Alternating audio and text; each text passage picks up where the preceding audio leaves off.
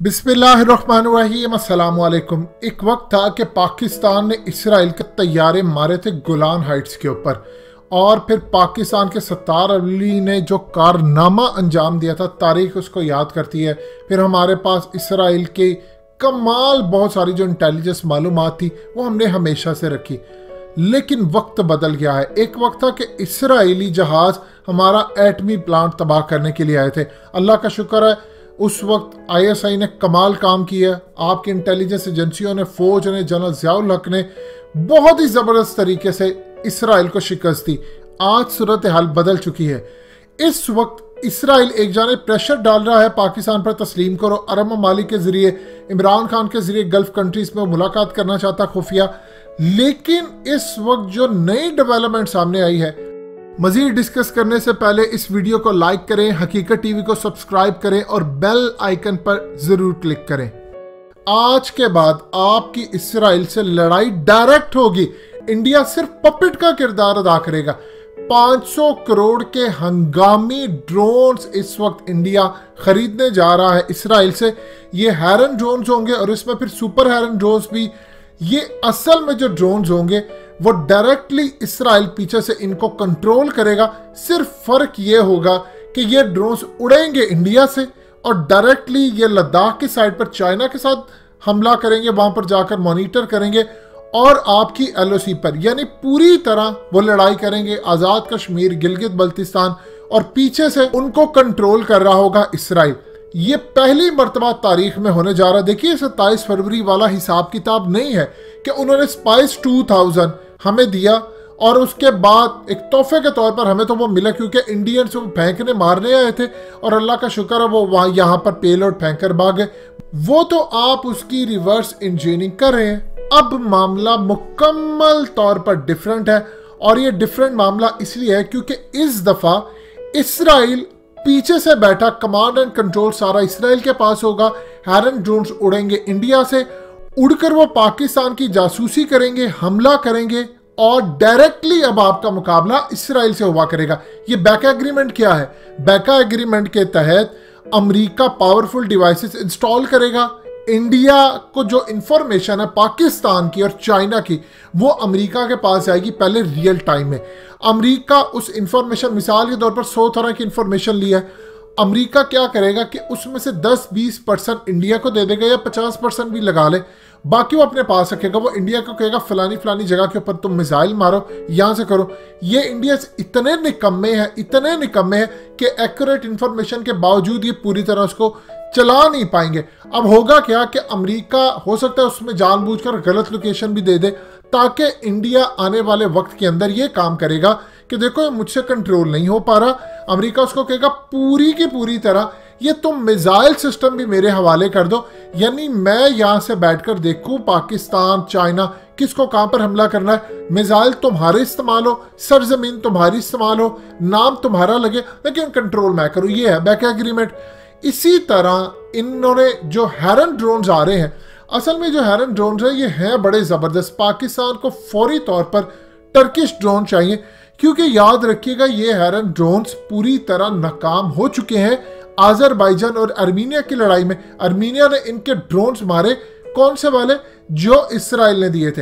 अब आपको अगर मुकाबला करना है तो आपको टर्किश ड्रोन फौरी तौर पर, जो डील हमारी फाइनलाइज हो चुकी है और मामला पीछे लेने देने के चल रहे हैं, ये भी हमारी तुर्की के साथ अंडरस्टैंडिंग है कि अगर जैसे ही हालात खराब होंगे फौरी तौर पर इमरजेंसी की सूरत में ये ड्रोन्स पाकिस्तान को मिल जाएंगे। लेकिन अब हमें जल्द अज जल्द लेने हैं। अब ये सूरत हाल क्या है? ये 52 घंटे मुसलसल 52 आवर्स मुकम्मल तौर पर हवा में चलता है, यानी वो इंटेलिजेंस मालूमात इकट्ठी करता है 35,000 फीट की बुलंदी तक, और कई 100 किलोमीटर तक ये जाकर पूरी तरह वहां से मॉनिटर करता है। थर्मल डिटेक्टर इसमें लगे हैं, इसमें हाई डेफिनेशन कैमरा होता है, और इवन के ये आपको बता देगा नीचे खड़े जो इंसान है उसका टेम्परेचर क्या है। इससे पता चल जाता है ये इंसान है, जानवर है। इस सूरत हाल के अंदर ये वहां से पता करते और फिर निशाना साधते। ये असल में ड्रोन्स इस वक्त तैनात हो रहे हैं और ये ड्रोन्स बहुत ज्यादा खतरनाक है। आपका मुकाबला डायरेक्टली इसराइल से। इंडिया की सिर्फ सरजमीन इस्तेमाल होगी, तेल अवीव या जहां से भी ये कंट्रोल होंगे। देखिए अमेरिका का क्या सूरत हाल थी ड्रोन्स की। एक तो कमांड एंड कंट्रोल इनका कतर में था, यहाँ से बहुत बड़ी एयर बेस और यहाँ पर उनकी मिलिट्री बेस, यहाँ से कंट्रोल होते थे और अफगानिस्तान पाकिस्तान हर जगह उठते थे।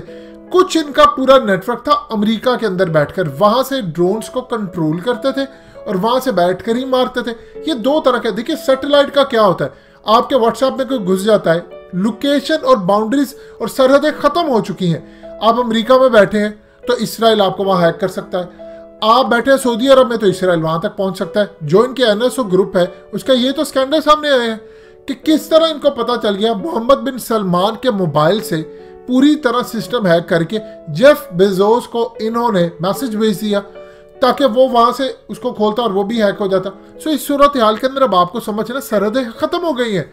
अब अमेरिका और इसराइल से आपकी लड़ाई होगी और डेफिनेटली हो रही है, लेकिन इस दफा इंडिया सिर्फ पपिट है, आप समझ ले ब्रिज है, और ये पपिट की तरह काम करेगा, यानी सरजमीन और सिर्फ उसका नाम लगेगा, पीछे इसराइल बैठकर कंट्रोल करेगा और अमेरिका भी। पाकिस्तान को करना क्या और ये काम क्या है, देखिए ये वो इसराइली कौम है, ये यहूदी, ये 2000 साल से एक एम लेकर चले थे कि हमने दोबारा आकर यहाँ फलस्तीन जाना, यहाँ आबाद होना है, यहाँ पर थर्ड टेम्पल बनाना है, हमारा यहाँ मसीहा आना है, हमने यहाँ से दुनिया पर अरूज हासिल करना है। 2000 साल बहुत अरसा होता है, पाकिस्तान को 72 साल बने हुए है और दुनिया ये समझती है कि हम सारी जिंदगी कुछ नहीं कर पाए। 2000 साल से भटकते भटकते यहाँ तक अपना एम नहीं छोड़ा, नस्ल टू नस्ल इनका एम चलता रहा, इन्होंने छोड़ने की बात की ही नहीं, मार पड़ी इनको। क्या मुसलमानों ने इनको कमाल तरीके से बेइज्जत किया, इवन के ईसाइयों ने इनको बेइज्जत किया, लेकिन आज आप देख लीजिए अपने एम की तरफ है। तो क्या आप सोच सकते हैं कि इनके डेविड बेन गोरियन ने जो बात की थी कि पाकिस्तान को कभी मजबूत ना होने देना, ये पीछे हट जाएंगे उस चीज से? ये कभी भी नहीं हटेंगे। इनको अपने बानी और former prime minister David Ben Gurion की वो बात याद है कि पाकिस्तान को मजबूत होने दिया तो फिर तुम्हारा वजूद खतरे में रहेगा। याद रखिएगा, डेविड बेन गोरियन कोई आम शख्स नहीं था, ज़हीन इंसान था, उसको पता था। तब तो पाकिस्तान का दूर दूर तक नामो निशान भी नहीं था कि कोई हम एटमी कुव्वत बनेंगे, लेकिन उन्होंने उस वक्त अंदाजा लगाया था पाकिस्तान की कैपेबिलिटी से ये कहां तक जा सकते हैं, इनकी जहानत क्या है, क्योंकि उसको पता था कि इन्होंने मजहब की बुनियाद पर एक पूरी रियासत ले उड़े हैं। लिहाजा इस सूरत हाल में ये मजहब अगर इनके अंदर सरायत कर गया, इन्होंने निज़ाम कायम कर दिया, दुनिया की कोई ताकत इनको आगे नहीं जाने से रोक सकती। सो इसराइल का वजूद खतरे में पड़ेगा अगर पाकिस्तान तरक्की करेगा। ये असल में उनकी असेसमेंट थी और बड़ी सही असेसमेंट थी। अब इसीलिए आपका मुकाबला इस दफा होने जा रहा है इसराइल से डायरेक्ट।